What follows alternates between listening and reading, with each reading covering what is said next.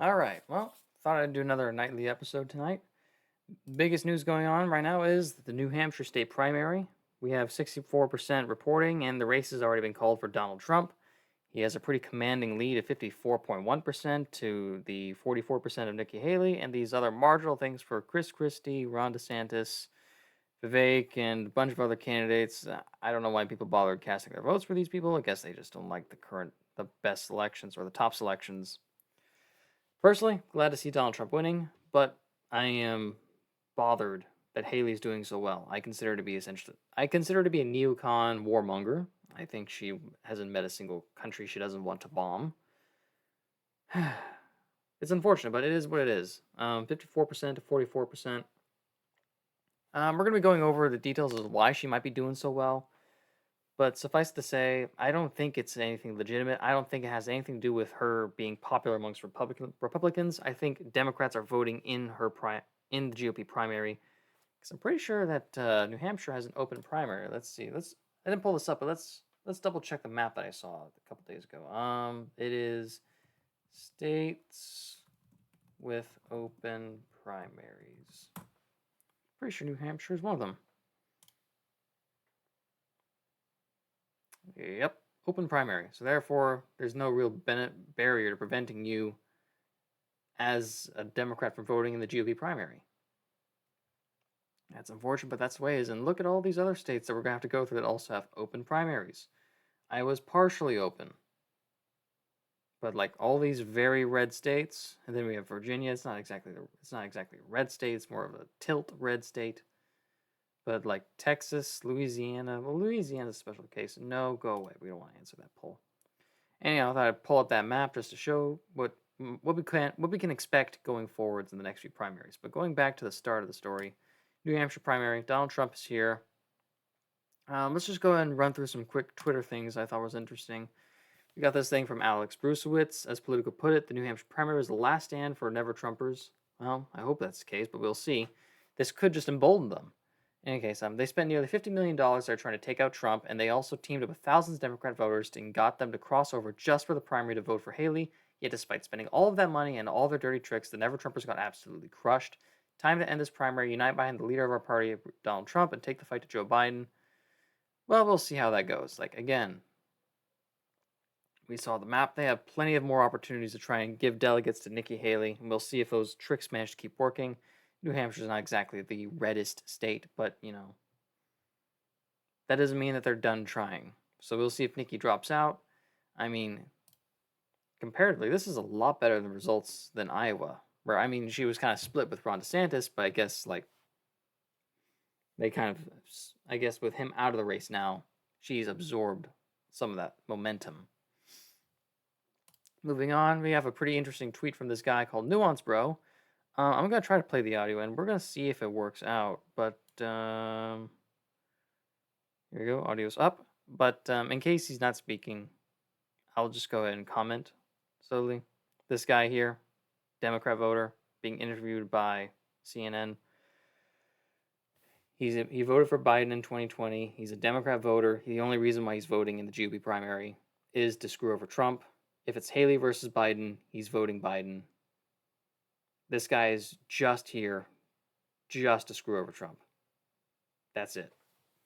Which means that when we get to the general election, the Dems aren't or Haley won't be able to count on this guy, but, he'll go to the Democrats for sure.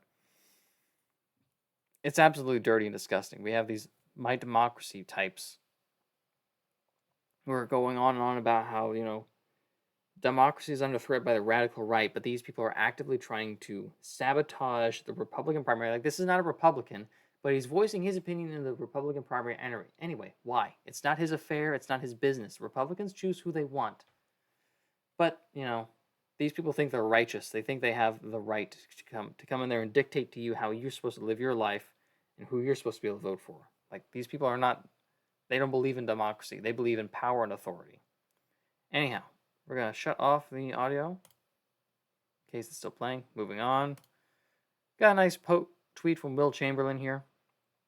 He's been pretty much the DeSantis guy, but most of the DeSantis people are very obnoxious. In terms of DeSantis people go, he's fairly reasonable. He gives a very long tweet about why he is going to vote for Trump.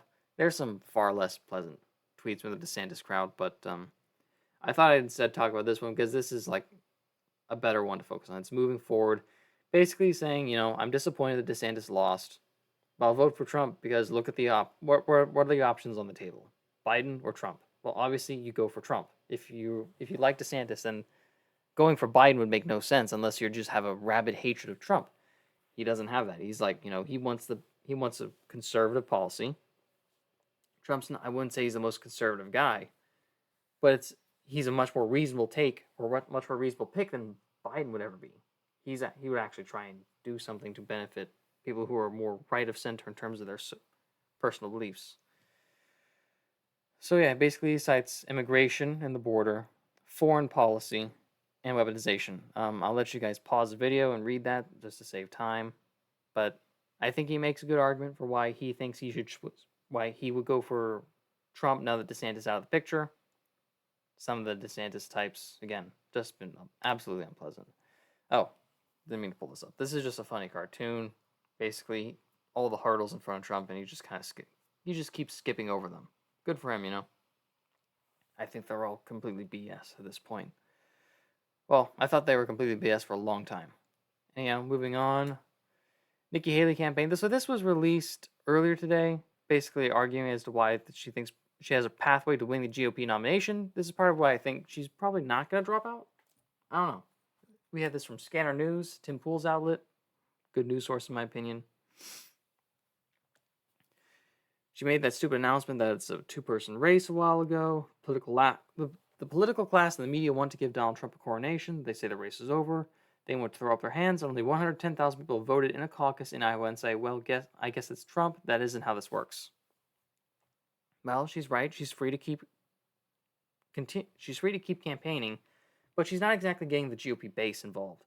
She's pulling heavily from Democrats, as we already have evidence of.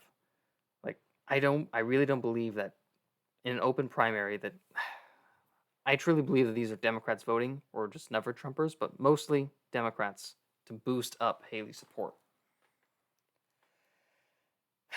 Anyhow, moving on. This is the more serious news I want to talk about. Like, the big thing that was going on was obviously the New Hampshire primary. The thing that's kind of worrying me is that Texas is installing more razor wire on Eagle Pass after the Supreme Court said Biden could remove it. This is from the Post Millennial, another good news outlet in my opinion. Texas will not back down from our efforts to secure the border in Biden's absence. Not in his absence, he's actively facilitating the invasion of the state and the broader U.S.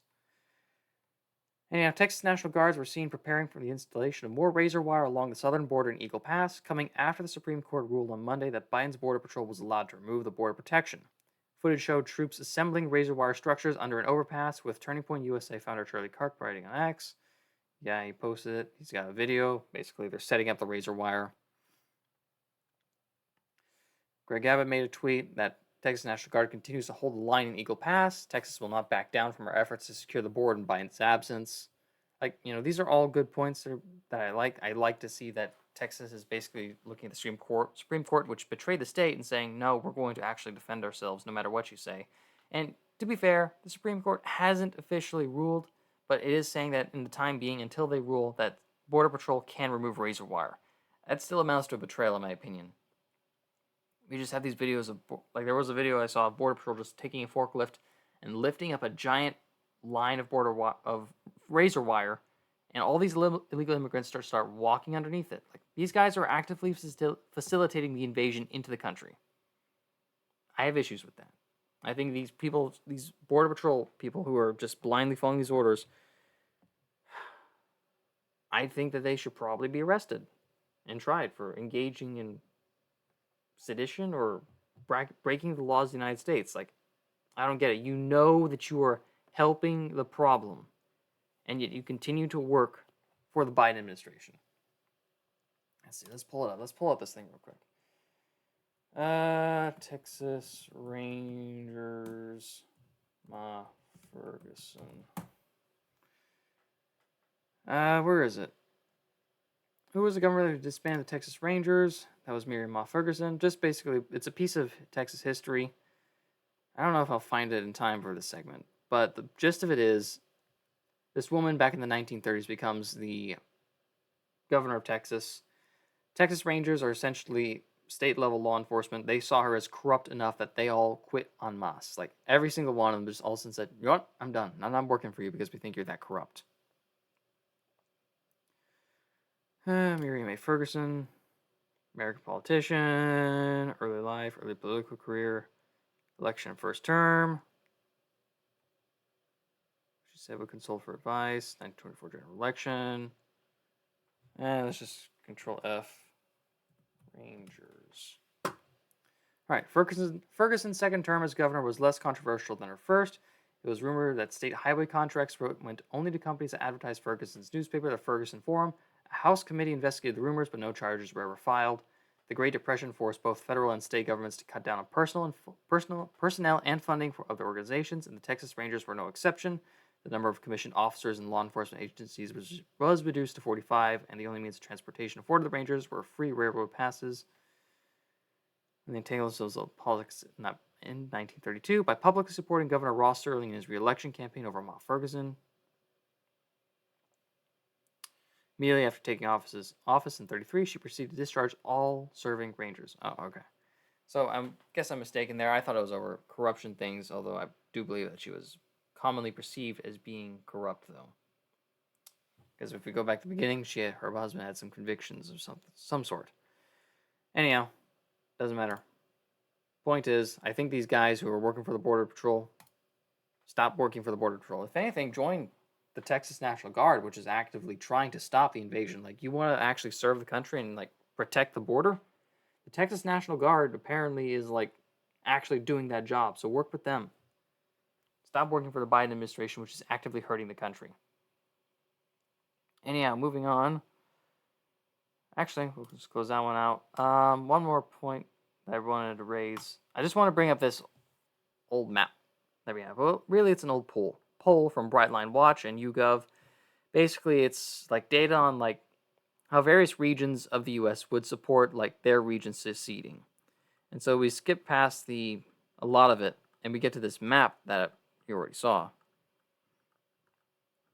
But here we go. Basically, looks at political parties in each region, looks at the voters for those parties, and says, hey, if your region was to secede from the Union, would you support it?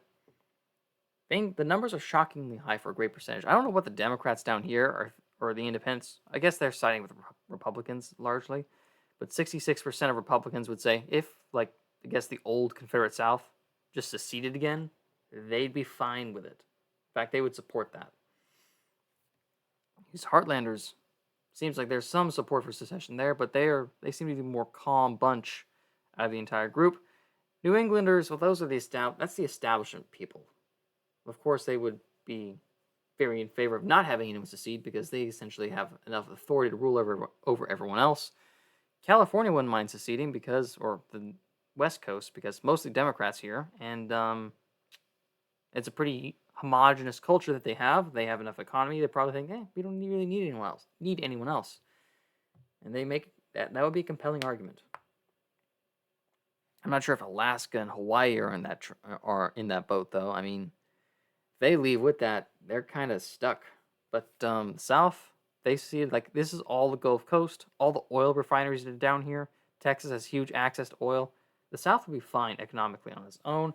The Heartland would be a big landlocked sector. They're very agrarian, so they can make money that way. But still, though, you'd be a breadbasket, but everyone would be vying for control over you. Anyhow, this poll was released in June of 2021. And let's type this in.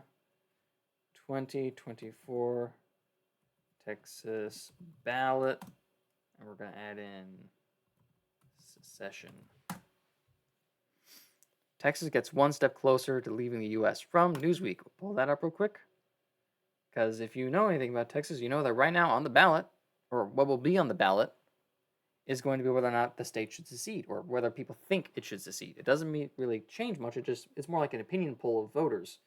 So, do you think the state should secede from the Union? Now, if we're going back to this poll, oh, I missed it. There. If we're going back to our trusty map, we can see that in the general South, A lot of people want to secede. Texas is a red state. If it leaves, all these other states, except for Virginia and Georgia, is kind of in the middle, but it's all pretty much just red. Texas takes the first step. I don't see how these other states don't join. I don't see how a lot of other red states don't join because Texas has 40 electoral votes.